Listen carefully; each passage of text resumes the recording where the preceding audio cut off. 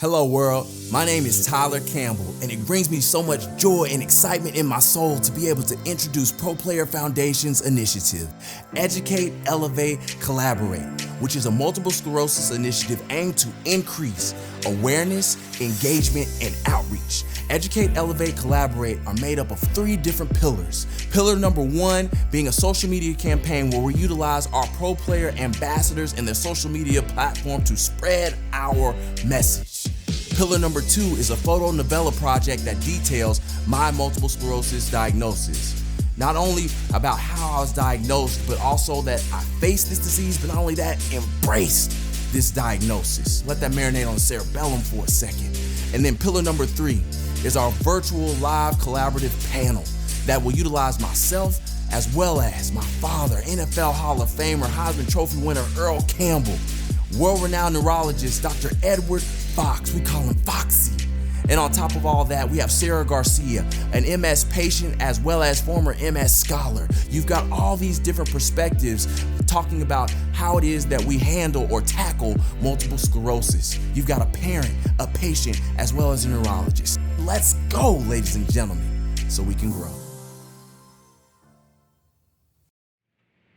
Welcome, ladies and gentlemen. Good evening. I am your host, Tyler Campbell, and as you can tell, if you didn't know about the video before, I'm hoping that you can feel our energy collectively coming to a screen near you.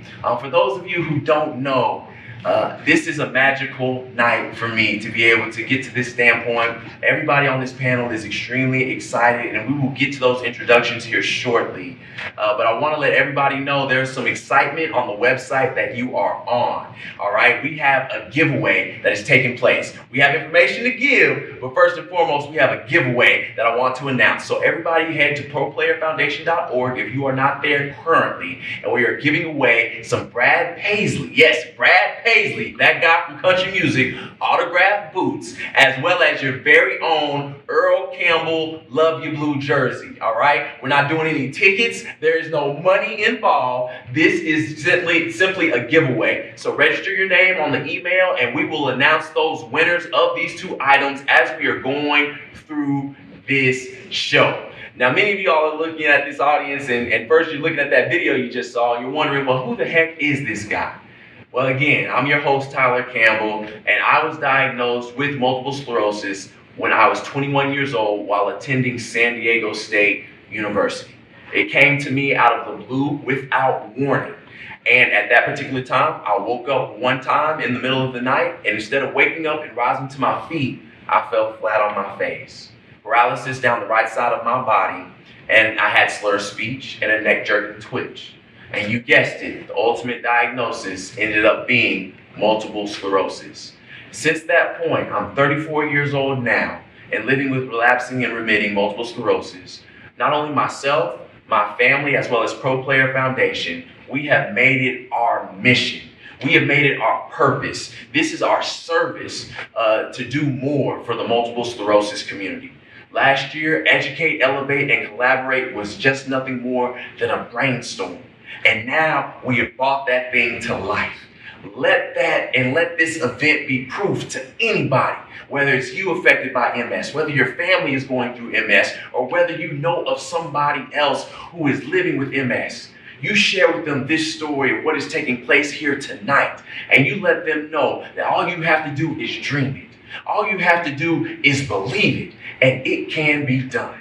This is a very special night, and we are excited for you all to be here. And we have some amazing people to my left and to my right who are going to be a part of changing the game,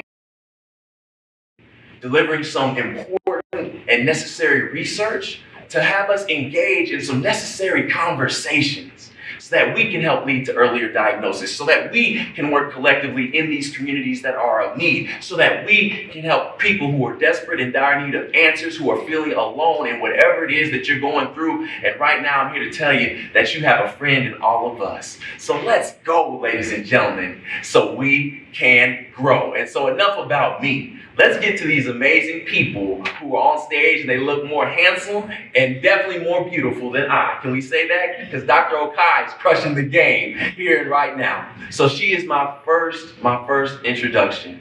And amazingly enough, you came down here nicely.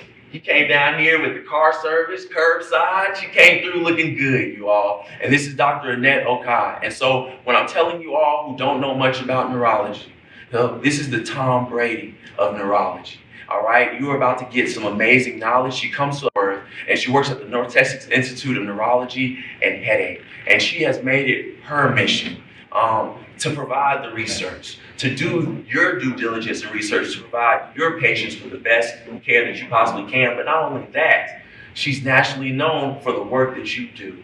And so we thank you so very much, Dr. Okai, for being with us tonight. Thank you. Absolutely, absolutely. She made sure that I did my best job on her introduction today. All right? And so thank you, Dr. Okai. And next, this man has been a great influence in my life. As somebody who has helped me, just like so many others, with their diagnosis of multiple sclerosis, and is an amazing friend. And that is Dr. Edward Fox. Dr. Fox, how are you doing tonight, sir? I'm doing great. So happy to be here. Hey, practicing from Central Texas Neurology, right in Round Rock, Texas. And so it is a joy. These two individuals have a wealth of knowledge. And so we bring our A game here at Educate, Elevate, and Collaborate. And the next person I want to introduce, it warms my heart because I remember her coming on stage for some of the private functions we had for multiple sclerosis in the past. And her name is Sarah Garcia. For somebody who's been an MS advocate, a former MS scholar, someone who went through the ranks with MS, got her bachelor's degree, got her master's degree, and is now working within the school system in Hayes, Texas. Sarah Garcia, how are you doing, ma'am? I'm really good. Oh, man. She's nervous, y'all. We're going to make her comfortable. We're going to make her comfortable, and y'all make her comfortable at home, okay? And last but not least, it means the world whenever you have family members' support. And for me to have my father be able to walk alongside me throughout my walk of multiple sclerosis and make multiple sclerosis work his personal advocacy work. My father, NFL Hall of Famer, Pro Football Hall of Famer, Heisman Trophy winner, all of that stuff, yeah. But to me, he's just a father and has always been a father first. And that's Earl Campbell. How you doing, Pop? I'm fine. It's an honor to see such distinguished people on this panel. But Sarah, I remember when she was just... I know that's right. Wouldn't look at the paper. I remember from the first time we started in Austin, she was great. I know that's right. So as y'all can tell, it is all love right here and right now on this stage. But listen, nothing is possible. Nothing is possible if you don't have other people to believe in your dream. I told you this was a dream to be done over a year ago, and here we are living it and we are breathing it. And it wouldn't be possible without our amazing, amazing sponsors, our MVP sponsors, Biogen and Bristol Myers Squibb. Thank you so very much for believing in what we're doing at Pro Player Foundation. And then we have our tailgate sponsors, Genzyme and Genentech. We thank you all so very much. But we also have those unsung heroes, right? Those individuals who may not come from the big company, but they believe in everything that we are doing. And so when you have somebody from the NFL, like the Tennessee Titans, who understands that the Campbell family has a vision and want to support. Thank you so very much. The University of Texas Club, where we're here, and right now, we thank you all so much. And Mark and Jackie DuPont and Carlson, we thank you all because all the way out in California, somebody believes in what we're doing here in the state of Texas, and that means something. And then 1011 Interactive. We thank you guys so very much. Without you all and your support, tonight would not be possible. So enough of me bumping my gums. Let's get into what we are supposed to get into tonight, and that is a discussion about bridging the gaps in multiple sclerosis communities, the underserved community, the Latino community, as well as the African American community. And we're about to fill you all with so much knowledge that you will feel empowered when you walk away from the discussion that's taking place tonight. So because we have people of different walks, I thought we should do the due diligence of taking baby steps into our discussion as we get more and more intensified and more direct. So Dr. Okai, I want to come to you. If you can, just go ahead and break down, because we have people who may not be aware, people who are trying to get the knowledge. what exactly is multiple sclerosis? So multiple sclerosis is a disease of the central nervous system. The central nervous system really is the brain, the spinal cord, and the optic nerve. And patients get symptoms that affect these parts of the central nervous system and manifest as different things. You, Tyler, mentioned your first symptoms of paralysis and you not being able to walk. For others, it may be their vision, it may be vertigo. It comes in multiple flavors for different people. And the main thing that is happening in the body is that your nerves are being attacked by certain cells in the body. Those cells look at your nerves as foreign and attack them, and that causes the symptoms on the outside. So that's just the ABC, the basic of MS is that you have an autoimmune self-attacking cell that causes symptoms, and you have to treat those symptoms and get them under control to control the disease. Wow. And so it's a lot. That is a lot of information for somebody who is definitely just walking into this disease. And being a minority, being an African American male, you're cultured about sickle cell anemia. You're cultured about high blood pressure, high cholesterol, heart disease. Those are the things that we pay attention to and know more of. So a lot of times now a patient is walking into a doctor's office. And Dr. Fox, I have to imagine that, you see people, both of you guys, you see people, they're nervous, they're apprehensive, they don't know what to expect. How is it that you as a doctor, understanding the individuals who are coming in and their patient background and what they're already dealing with, how is it that you help people feel more comfortable when walking into this setting of a potential multiple sclerosis diagnosis? One of the first questions I want to ask somebody who I'm first meeting is whether they know anybody who has MS. Because if they say they know somebody with multiple sclerosis and they're doing fine, whether they're on treatment or not for that matter, I know that conversation can be very different than if they tell me that they had a relative who died with multiple sclerosis long ago, or they've had a friend or somebody they grew up with. And if I can tap into what they know, then I can help them get to where I am in terms of being on the same page of where they need to focus their energies. And so it is very hard to be diagnosed with a disease that's very unpredictable. And so you don't know what the next day, much less the rest of your life, is going to look like. So I got to let them know they're not alone. If they are alone at that time, I got to make sure they don't feel that way when they leave. So I have to give them the information that they can get by talking to other people, by going online, going to resources of people who are there for them, and building that support system for them from the ground up if necessary. Wow, and that's huge because you're well aware that that support system may not necessarily be there. And for a lot of people coming from our communities, this is the first time. You're coming with a lot of ideas, what could be. Dr. Google is not always the best doctor that's out there. So allow yourself to get comfortable and come with, I guess, an ear to listen. Not just an ear to hear within your doctor's appointments. Really take the time to have an ear to listen. These are licensed professionals who are going to come and try to bestow the best possible knowledge upon you for your care for this thing that has not been foreseen.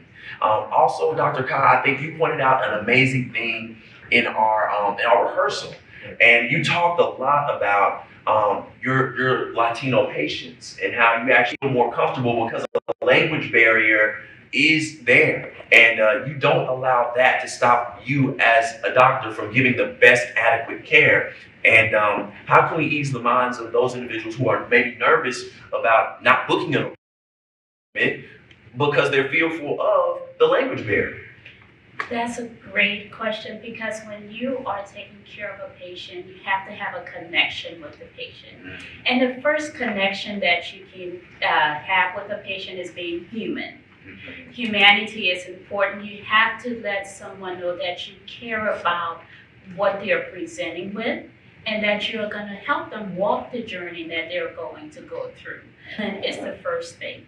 And then whatever resources are available to you, you use that to get through to the patient and try to talk in a language that they understand. And it may not only be speaking Spanish or speaking English, it's what they can get from you and what they understand that you can help them with. It's getting the message across in the best way possible. But I think underlying it all is you have to be human. You have to show that you care and that you care about treating them and getting them to the best place that they can live their best life at that particular time. Mm-hmm. And I like that. I want to piggyback off of that because there are times when you all as patients listening in, it may not be your first time within the doctor's office.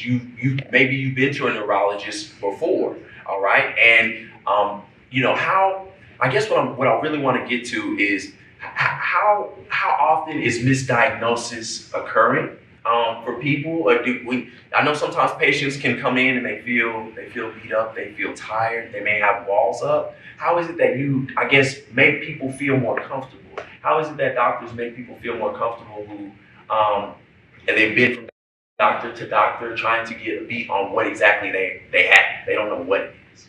Specifically, what I do to try to make patients feel comfortable, I do not anticipate or I do not suggest that they know more than just because they've been to another specialist. I start from ground zero and I try to educate. Education is key. Yes. So everyone that walks into my office, even if they've had the diagnosis for 20 years versus 2 years versus 2 months, I start what MS is because sometimes just hearing it differently, they may pick up something new. Start with what it is, what the plan is going to be, how does my plan align with their plan.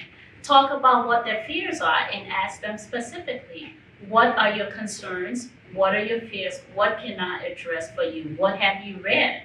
Because social media and the internet has a big influence on most people when you're looking for information. So trying to make sure that you put things in context for them, educating them about the disease, educating them about the treatment that they're supposed to go on, and everything kind of put them at ease, knowing that you know what your plan is and your plan is going to align with theirs helps very significantly. I dropped the microphone on that one, y'all.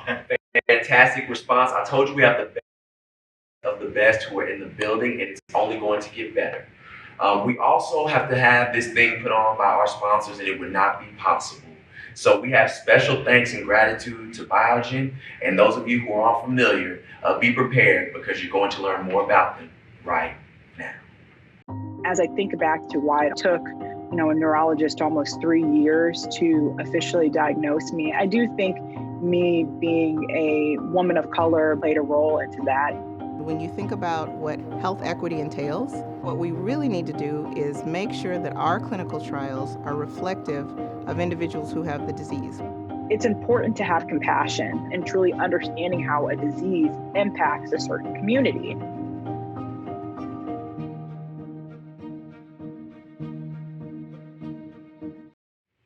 Welcome back, ladies and gentlemen, and thank you, Biogen. Thank you all so very much. And I told y'all we were doing our giveaway, and I did not disappoint. Y'all can hold me to my word as a host. I'm telling y'all. So, first and foremost, special thank you to everybody who has been a part of signing up for the jersey giveaway. Esther Herrera from El Paso, Texas. Relation to this one right here. We're not biased. I promise y'all this was authentic. So, Miss Esther, thank you so very much. And you will get your jersey in the mail. We'll contact you to get your information. Congratulations. Again, keep putting those emails in. We'll decide that Brad Paisley autograph booth session at the end. So you've heard from our doctors. So let's dive in a little bit deeper to a parent's perspective on MS. And also this is for individuals who are caretakers of those that they love who have multiple sclerosis. And this is an opportunity for me to bring in my father. And I want people to know that when it comes to a parent, there are many of you all who are just like my father. You aren't just present in the lives of the individuals who are affected by MS, but you also make your presence felt. And my dad, you made your presence felt in my life from the very beginning. When you were told about multiple sclerosis, because a lot of people were in this position, what was your initial thought when you got that phone call back home that I had been diagnosed with this thing called multiple sclerosis? Well, son, I will say this. Went to the biology and the other people involved as well as your panel. You people have done a great job to go forward with your conversation about how did I feel or what. I didn't know what to think. When your mother told me, I said, well, what is that? I said, if something is wrong with Tyler, because she was out in San Diego playing football at the University of San Diego, and I said, well, I know the right people in Houston. Why don't we bring Tyler? I get some of the jet out there to get him, and y'all. She said, no, we got some great doctors here in San Diego, and that's how I found out what you had and what it was all about, what's going on. And I think, I remember this, it was one thing for you to know it.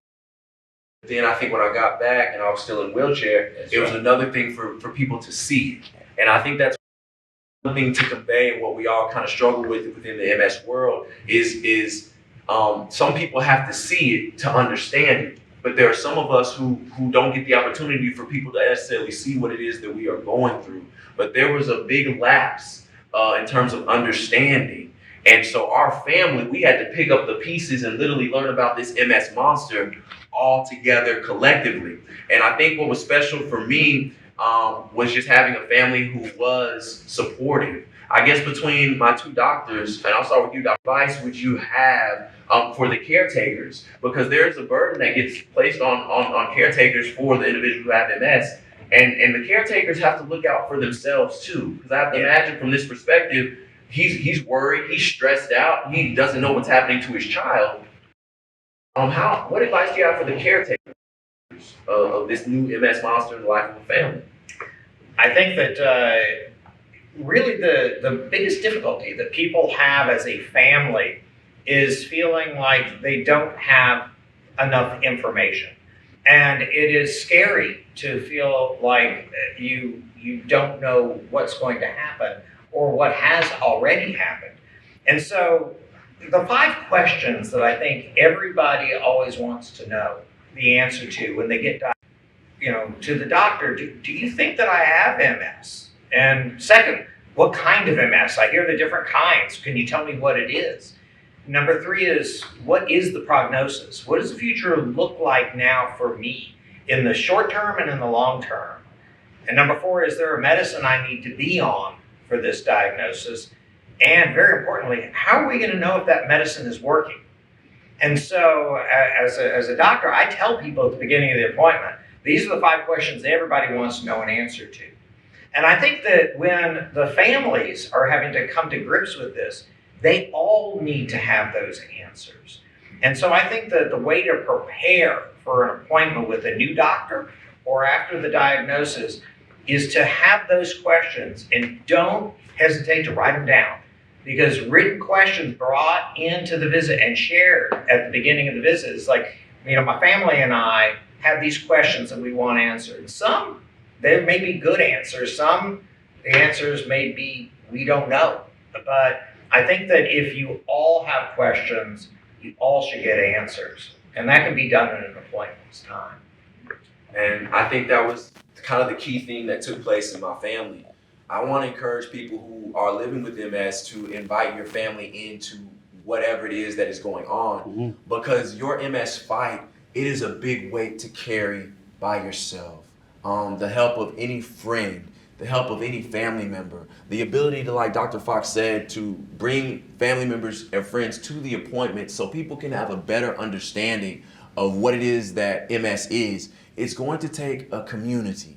But I think for the people who are living with this, who may live in underserved communities and coming from a family of history Dr. Okai, of what goes on in this house stays in this house. Cycles that have to be broken through years and years of lineage passed down within our culture, for sure. How is it, from your standpoint, that I guess you go about also making people feel more comfortable, especially coming from people of color? Because I know there's walls up when we tend to come in to the doctor's office. Exactly. So, and those walls, you can't fault them for having those walls, but how do you break down those walls and get through to a person, especially someone of color who has reservations about the diagnosis, someone who is concerned about the treatment and if they're going to be treated right when they get in.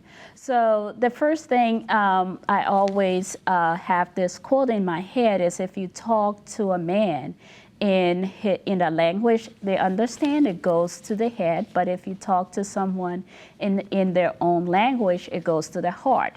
So first you have to find out what connection there is you can have with that person culturally.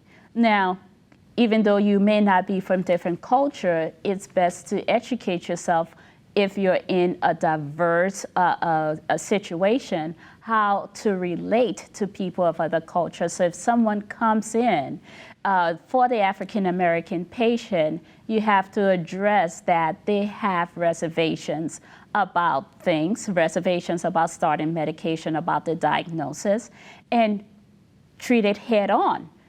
Say it, this is what it is, and go and attack it right there. So that is not a barrier to continuing care.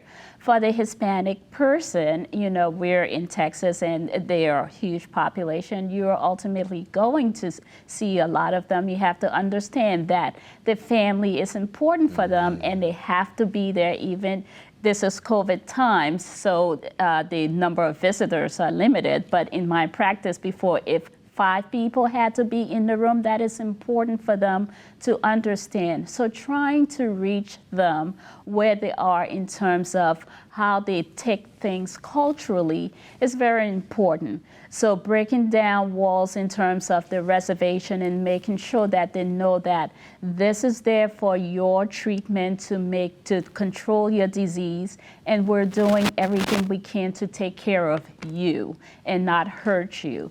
Making sure that if they are comfortable with family, with friends in there, you allow that they all ask questions and get answer to the questions like Dr. Fouts alluded to. It's important that people are open and not keep things closed, because first, opening up is good for the patient. It helps relieve the burden, but the family also, they're able to talk about it and also approach anything that may arise head on. And that is key, because as Tyler, you mentioned, it's not a burden you can carry alone. And having a support system is very important. I love what you all said, because I think some people think before coming into appointments, maybe I shouldn't ask this, or maybe I have too many questions, or should I? And I think you've heard it from 2 very professional people in the industry, top notch. Come with your questions. Put it back on the doctors. They're there to answer your questions. Whatever hesitancy you have, please address those things and bring them up. The fact that you're there, you already made the biggest step. You've acknowledged that you need help with what you're going through. So now let these people help you. I want to go back to you, Dad, because, again, not just being present, but you always made your presence felt. And for everybody listening in, I think this is where you also include your family in on whatever it is you're going through, your friends, whoever's in support. You were there for all of my major physical therapy appointments in terms of learning how to walk, in terms of learning how to write, all those things. You made it a point, and you actually drove me to therapy because I could not. For that, I will never forget those things. But I feel like our relationship went to another level because you were involved. So can you let people know about what it was like to see your child go through those things, and also what it is that you felt with our relationship going to another level because you saw my struggle and you were there with me? Tyler, when you were first going through this, I was having some problems too. And when I took you over there, I started seeing you doing things to make yourself better. That made me even want to better myself. But I never will forget this. When I first saw this as a parent, Tyler didn't want to come to the office or something one day. I never will forget. It was like a Tuesday or Wednesday. It was raining. And I was like, I'm going to find out what's going on with Tyler. And I came over to your apartment at that time, and if I can remember, with your left arm, you had to move it with your right arm, and your left leg was shorter than the other one. I said, huh? That's not my son. And then that's when I understand what MS was. But going back, I think I saw how hard you was working at trying to make yourself better, and believe me, you was putting forth a great effort, and I think that showed me how hard as a parent it was for you, but to see my own child go through something, and I think we as parents, we doesn't like to see our children go through anything but the best. But to see my son go through that even made me want to work harder at trying to do what I could and be supportive of him getting better. And so my challenge to everybody is this. You just heard how your journey, your MS walk, your fight for your health can change and impact somebody else's life. You never truly understand who it is that you can touch. But I firmly believe that my MS diagnosis brought my family together in a way that had yet to be done. And as a result, it ended up educating our entire family. And so for that, I always include the parents, the caretakers in this fight, and it's better for it to come from an actual parent in this thing rather than just myself. MS patients, there is a power in you. And with that, you have the capability to change the hearts and minds of so many people. Don't belittle yourself or your journey. And this next person I want to bring into the fold now with Sarah Garcia. It does me such great joy and so much happiness to be able to see her. And you have your own fresh and new perspective coming from your culture and what it is that you had to go through, what things that you had to endure culturally to get you to where you are today. And so for you, I want you to take people in, Sarah, into your life when you started to notice. When were things a little bit different? When did some symptoms start to mount up for you initially? Like how old were you, and what exactly were those things that started to rise up? Yeah, of course. So some of the symptoms that I had were blurriness in certain parts of my eye, like certain areas were very blurry. And I noticed when I was in school and I had to look at the board. I was about 11 years old. And then another symptom that I had that I still experience till today, it's like a straining in the eye, like if I move like up or down or around, it's just like this very irritating feeling. And so I wanted to ask Dr. Okai, can you please define what optic neuritis is? Sure. So as I mentioned earlier, the optic nerve is one of the nerves that your cells attack. And so when they are damaged by MS, this is called optic neuritis. Now, what do patients experience when they have optic neuritis? They may have blurring of the vision like you did, Sarah. They may have double vision. Sometimes they may have wavy vision, hazy vision, pixelated vision. Those are all the terms that I have heard patients use in terms of their vision not being right. But the key is this comes on most times all of a sudden, either in one eye or the other. Is very distinct. You're unable to get rid of it by blinking, closing your eyes, or putting eye drops in. And it's persistent for over a day, and it can last for weeks, a month. So it's important not to ignore it when you start to experience difference in your vision from one eye to the other. And you were 11 years old, Sarah.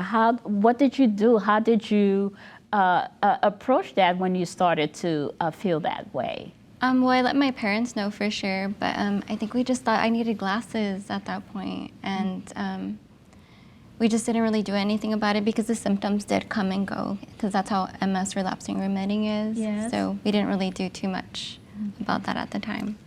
And I want to say this and ask this, because Dr. Fox, you brought up something as well with optic neuritis.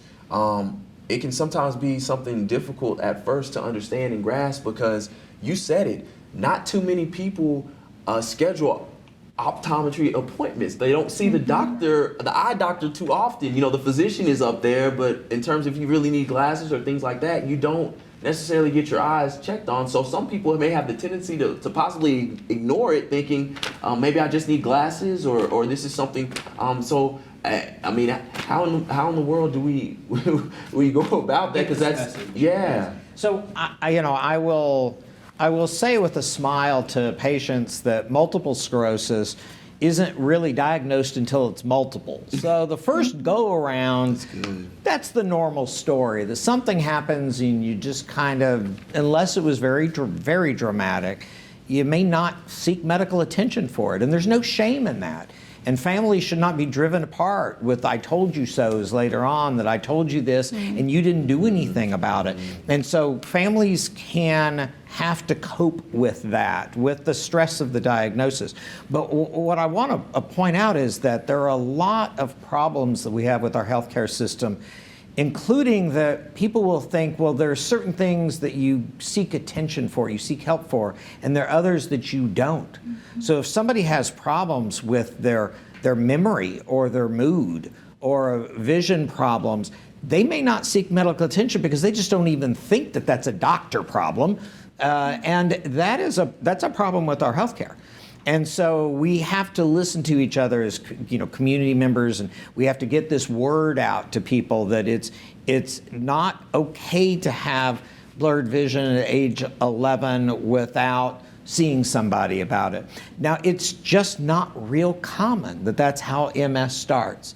And I just want to point this out, that we all in this panel have something in common, that we're very unique.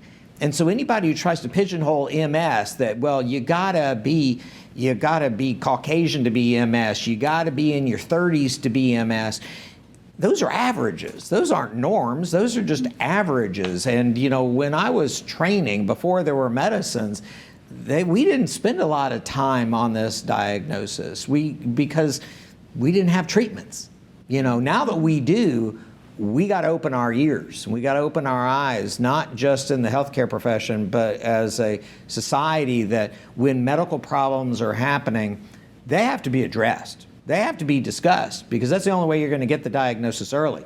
And I'm glad you said that, because I think for me, when I was diagnosed, it was like learning about it. It was at that time, I'm thinking 2007, is like I'm reading on MS, and it's Caucasian white woman's disease, middle age, and I'm like, that is nothing that's not here. So it's like, it makes you feel like, there must be something really wrong with me if that's the case. And so I want to come back to you, because Dr. Fox pointed this out. What was it like going towards your family and now tackling this thing and getting diagnosed and having to get them to understand, as well as you trying to learn and understand what MS was like? What was that like for you, and how did you confront your family with all of this in the conversations? Or did you guys have conversations at all about it? Yeah, so I was diagnosed 2 years after my onset of symptoms. They took me to the emergency room after. It was very similar to Tyler. I had paralysis on my left side. I couldn't walk anymore. I had to hold on to things, and my parents were just kind of like, we need to get this diagnosis, because I had some neurologists tell me that it's all in your head, it's stress, and I think that's something a lot of MS patients hear in the beginning. And so I ended up being diagnosed in March 2009 when I was 13 years old.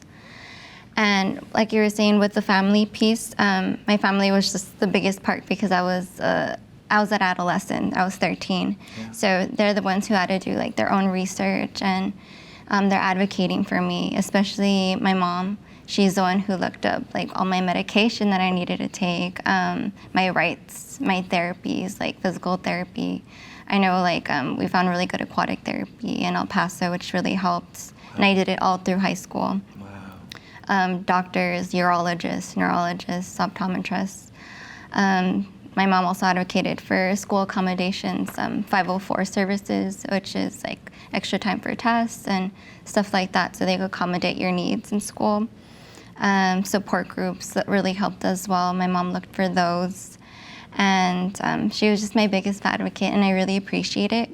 As far as like my extended family, they're really supportive. They saw me through two major relapses, so they know how hard it was, and they stayed with me in the hospital during like the steroid treatment. So they see my experiences, and they're really supportive in going to MS walks and whatever they need to do to get more information. I think one of my favorite things about Sarah is your willingness to include, your willingness to be open, and I think you've never personally fought alone. And there's somebody in the room, nobody else can see it, but you have somebody who's very special in your life that you walk alongside with. How important is it for you to have somebody to confide in? I'm married, I have a wife, so I know what it is to have somebody walk alongside. But what is it like that for you? Because again, it was a learning curve for your family. And how big is it to just have someone that you know you can pick up the phone and call? Like what is that like for you? And what is it like being in a relationship with MS? Yeah. So I feel like I have a lot of people that support me so much. Like I talked about like my parents, my extended family. And I have a really special life person in my life, Mark Chavez. He gives me so much love and support, and I just really appreciate it. He's been through me through my whole MS journey. We've been together for 11 years now, so most of the time that I've had MS. And he just really supports me. I love it. I love it. And I'll say this because we have a lot of individuals who are walking this walk with MS. You mentioned your family, and I can only understand that there's a big financial burden placed on the family with MS, and we'll talk more and more about that as we go. But for the doctors who are here, I wanted to also piggyback off of, because knowing a little bit about Sarah and coming from West Texas, what advice do you give to patients who aren't willing to, I guess, let the workforce know about their MS diagnosis or their job, because they are literally fearful of losing their jobs. And I know that's more stress put on you. Is somebody looking at me? Am I not turning in my work as fast? Am I limping today? Am I cutting corners, hitting walls? Do people see this? Am I going to lose my job? So Dr. Okai, where does a person start with trying to, I guess, as you're trying to get this word out about I have MS and I may get chronically fatigued, all these things, how do you go about just, I don't know, helping people to direct them with those conversations? That is a dilemma that we as doctors face daily with our patients that are in the workforce. And, to disclose or not disclose. First, the patient has to be willing to disclose. There are some patients who say adamantly do not disclose to my employer. If I want to get FMLA, do not put my diagnosis on there. But the pros to disclosing is that you can get accommodations. ADA is there for a reason, and that can help you for those days that you are so fatigued and you cannot get out of bed, or one leg or arm isn't working, or you're not seeing the computer as well. You have accommodation in place if you have that on file with your employer. Now, the con to that, there are cons, Sarah, is that some people may look at you differently, regardless of how we want to think there's the best in everyone, and disclosing people will look at you differently. If you have to leave early, or things aren't getting completed on time, or there may have been a mistake in something that you do. So really is really individualized with the patient and their employer, how to go about disclosing, how to go about getting accommodations if needed. And we're talking about about employers, but Sarah, you also mentioned school for people who are in colleges or high school. How do we get accommodations for them as well? So looking at each patient individually, looking at the situation, and then tailoring how you approach the disclosure clause to the employer or the school. I think that's great information. It's great information, and Sarah, I applaud you for continuing to make your family aware from the very beginning at your young age to be able to do those things. That's powerful, and that's self-advocacy work, and we're going to talk more about that. Thank you, everyone on this panel. We're going to get into our next segment, which is coming to you live and direct from Genentech. Thank you all so very much, and tune in to learn more about the company if you've never heard of them before. When we ask questions, we make sure they are the big ones. Questions that challenge our industry. Questions that push the boundaries of science. Questions that take us beyond our labs. There's a reason our work has a bigger impact. We ask bigger questions. Welcome back, ladies and gentlemen, and special thank you again to our tailgate sponsors, Genentech. We thank you, we love you, and we appreciate you. We're going to dive in more deeper with our discussion as it pertains to, again, minority communities. And Dr. Okai, I want to come right back to you on this. Being somebody who is an African American male within this country, I want to talk to you about the statistics that are out there that some people may not know about.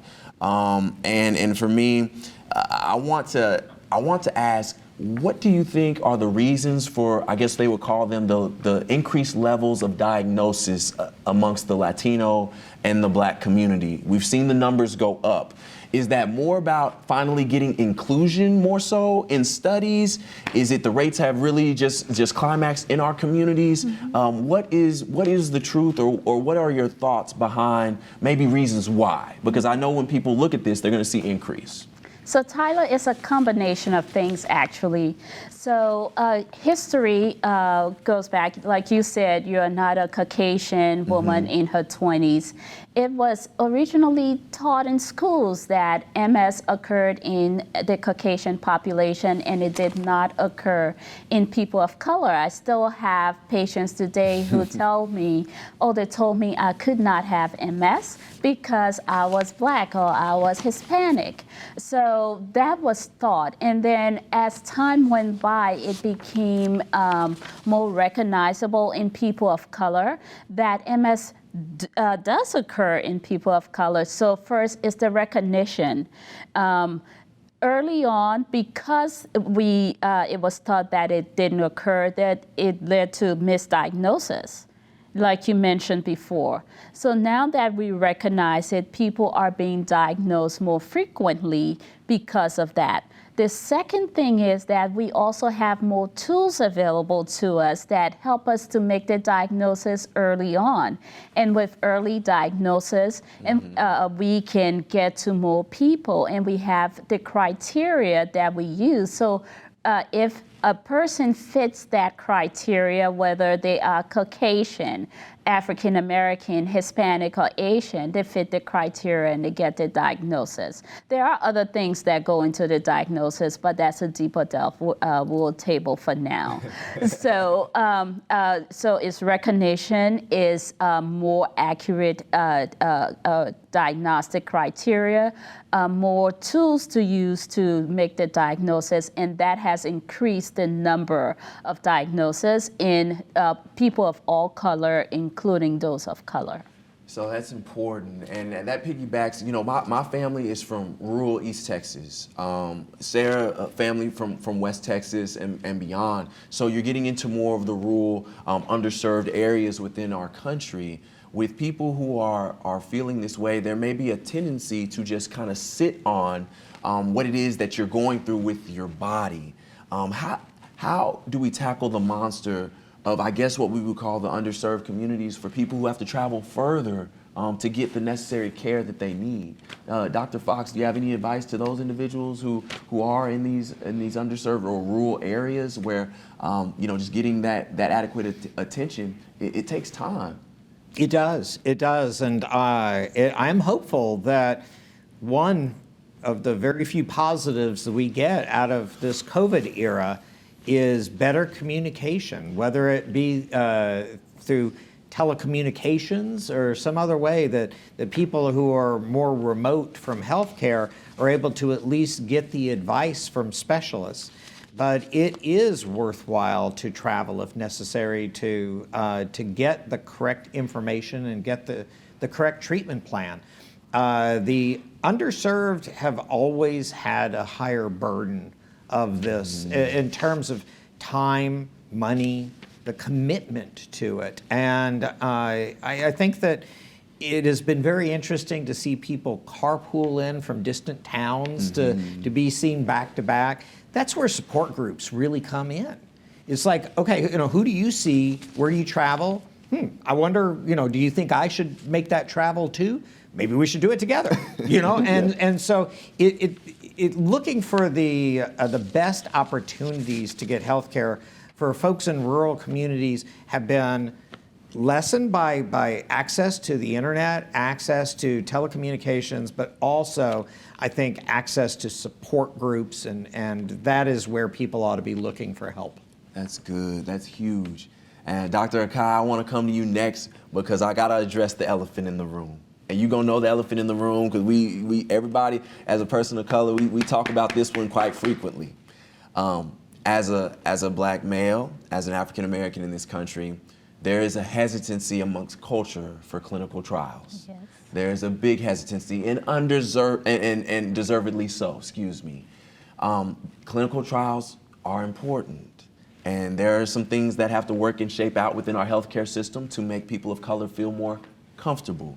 What would you say to an individual, what do you say to individuals to help them feel more comfortable or to help them feel more at ease with clinical trials, and why are clinical trials so important, especially amongst people of color? So I will tackle the why first. It's important that people of color are involved in clinical trials because you want to know that when the drug comes to the market, it works in people like you. But if we do not have people like you in the trials, then we do not have an idea of whether the drug works effectively as it does in other population. And we have been burned with that in MS before, having the drug come to the market and the response may be different between populations. So it's important that people of color are in clinical trials because we learn early on if things work when it comes to the market.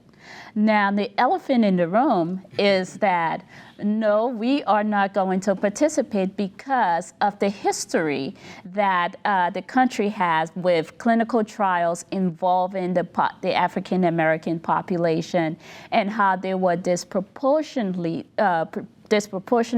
affected or treated over the years. But we have learned from that, from all those injustices, and there have been things put in place to, especially now for every clinical trial, we have to take courses and adhere to certain ethical rules to make sure that what happened in the past does not happen again. And so with all of that in place, I will advise patients to keep an open mind when they come into the doctor and clinical trials are mentioned. I will advise patients to involve the family in that decision because right now it's key that we are involved in trials that in order to get the most effective medication that we can that works across all groups of people. And I say that because I hold myself accountable first as somebody who did participate in a clinical trial. So I want everybody to know I don't ask that question being on the outside looking in. It is something that I went through, and I'm like you, I hope to encourage so that the medications and the therapies can be more adequate. Our body types are different. different's okay, but we won't know if we don't engage in these things. Dr. Fox, what are the positives for people who are going to go through this clinical trial? Obviously, I felt like I was handled like my 6-month infant child.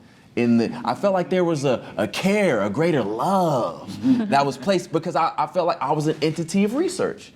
There are some benefits to being a part of clinical trial. Yes, I tell people you should be involved in research because of what it offers you, not just because it will help everybody else. No, you do it for good reasons. And I think one thing that most people don't realize until it's explained is that clinical trials aren't just about experimental medicines that aren't out yet. It's about medicines that are already there to find out if there are new benefits that we haven't been able to measure yet, to see if there's comparisons we can make between drugs, to find out whether maybe one medicine is better than the other for certain things. So one of the most important areas of research that needs to be done in people of color is what we call registration trials, where just large groups of people get in and we observe what's going on. But that means that we do spend more attention with the person who's part of that registry, because we're having to ask more questions. We're having to put that information into words and onto a computer so that we get this information for thousands of people, not just the people in our practice, it's everywhere. And so I want to point out that we needed the education in the healthcare community because we weren't doing a great job historically at all with clinical research. And it's only been during the course of the last 50 years that we've started getting it right. And I actually brought something with me today that Dr. Okai wrote that was in Practical Neurology. This is a journal that went to every neurologist in America, and she wrote an article that I read about the difficulty in getting people in different economic groups, different societies throughout the country, and you know the racial divides that we have had and how we can get past this. So it's not just educating the people with MS, it was educating the healthcare community. And it wasn't until I had to take that ethics course to start doing research myself that I really learned what our responsibility was to be fair, to offer everything to everybody, and to encourage inclusion, because it is not good enough for us to just say, well, it worked on other people, so I'm sure it will work for you. You know, that's not what we need to do. So I've been very happy in the direction that things have been going. Research is actually better now than it's ever been before. I think that's powerful. I think that's our level of encouragement. Better than what it is before. I think we grew up with the saying from you and Grammy, leave things better than the way that you found them. And I think that is the positive thing that you all are hearing today, is that things are getting better amongst the MS community and research than the way that they were found, than the way that they were yesterday. And I'm glad that you pointed out the article, because if people didn't believe me, they now understand the legitimacy. And you can check this woman's resume and you can check his resume. It is long and lengthy. Do you hear me? So the information that you are getting today is powerful, and it relays that much needed discussion. And it is my hope and prayer that something was said or done by each and every one of you all today to help somebody else. I want to say this, man. As a parent, did you ever think we'd be doing this type of stuff for Pro Player Foundation? Did you ever think that the roller coaster of multiple sclerosis was going to bring us this direction? Man, I don't know. I think, to answer your question, no, but I will say this. When Mary brought this young lady up on stage in Austin, when we brought Pro Player to Austin, and the hall, I never thought this was, I'm amazed at what I've even heard y'all talk about MS and all. I think it's so great, it's unbelievable. And so my point to that is there's a level of self-advocacy work for patients, and there is power on the story that you are sitting on, and it is special. Your MS case is unique. your family, your friend, that person, that individual who you know, their case is special. And you are sitting on something that is unique. You are our best written novel that has been yet to be published. And your testimony through things like the African American Registry, or there are other places that are out there for you to get knowledge and insight, particularly amongst people of color. Stay connected with Pro Player Foundation and where we are. And so that way you can find out more information for whatever it is that you need. I thank each and every one of you all. And it was a pleasure having you all on the panel. And I told y'all before, we have one more person who won something tonight, because I know people think that the MS brain was getting me, but I got you. So Jordan D. Wald, yo, thank you, and you are the winner of the Brad Paisley boots. I hope you like country music, Jordan, because we will have somebody who gets back to you. But it was a pleasure, you all, tonight, and I want to also thank our sponsors. Our sponsors, again, because this night is not possible. These individuals are not here without you all's support. Our MVP sponsors are Biogen and Bristol-Myers Squibb. Our tailgate sponsors, Genzyme and Genentech. Our unsung heroes, the University of Texas Club, Mark and Jackie DuPont Carlson, the Tennessee Titans. Boy, I hope they have a good football season. Psych! I'm a Cowboys fan. No, I'm just kidding. I'm messing with you. I'm messing with you. Yeah, thank you, Titans. We love you. We respect you. We appreciate you. We got to support the big man over here. And 1011 Interactive. Hey, listen, we appreciate you all.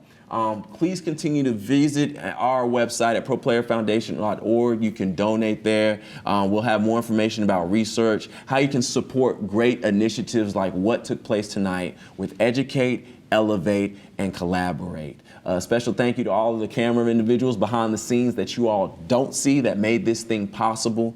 We are together, everybody, in this fight with MS. These are conversations that have to be had. This is how the healing takes place. This is how the changes start to take place. This is how things that need to be brought to the table so that we all can feel better about our MS diagnosis. And yes, they may feel uncomfortable at times, but in that level of uncomfort, that is when we have the greatest potential of growth. Ladies and gentlemen, so we love you all, we respect you all. We will keep this video up at proplayerfoundation.org, and we thank you for everybody who chose to broadcast this thing on YouTube. Tell a friend to tell a friend, and bring them to the site and help them learn more about the great individuals who are on this panel. We love you all, we respect you all. Stay safe, and let's go, ladies and gentlemen, so we can grow. And thank you for letting us engage in real life and real talk with you all this evening. Have a good night.